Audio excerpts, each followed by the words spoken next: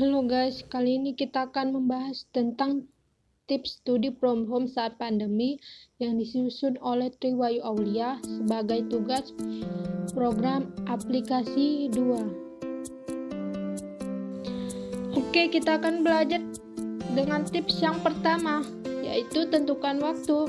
Cara belajar efektif di rumah yang pertama ialah kamu harus menentukan waktu atau buat schedule yang mirip seperti di sekolah. Tidak perlu sama persis kok.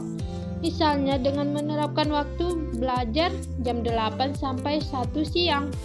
Lalu selama 5 jam belajar itu, bagikan lagi berapa lama durasi belajar untuk mata pelajaran yang berbeda. Dan jangan lupa waktu istirahat. Oke, kita akan belajar pada tips yang kedua. Rapikan meja belajar. Setelah menentukan waktu, cara selanjutnya ialah dengan merapikan meja belajar. Gimana kamu mau rajin dan semangat kalau meja belajar kamu berantakan? Makanya, momen ini pun bisa sekaligus kamu gunakan untuk ajang bersih-bersih dan membuang benda-benda yang sudah tidak diperlukan. Pastikan meja belajar kamu cukup luas dan lengang supaya kamu bisa belajar dan berkreasi dengan bebas. Sediakan juga tempat sampah di dekat meja ya. Terakhir, supaya kamu sedikit penyejuk, kamu bisa meletakkan bunga atau akuarium kecil. Kita akan belajar pada tips yang ketiga, yaitu mencari tahu belajar yang sesuai. Cara belajar tiap orang itu berbeda-beda.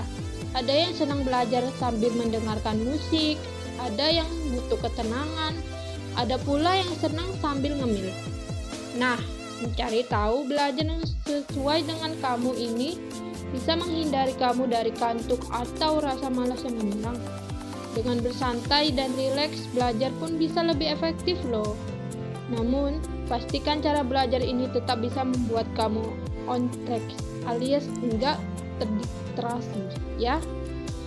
Kalau kamu malah ingin belajar sambil menonton film sih, itu enggak akan bikin belajar efektif. Nah, sekarang kita akan melanjutkan tips yang keempat, yaitu mencari media belajar yang tepat.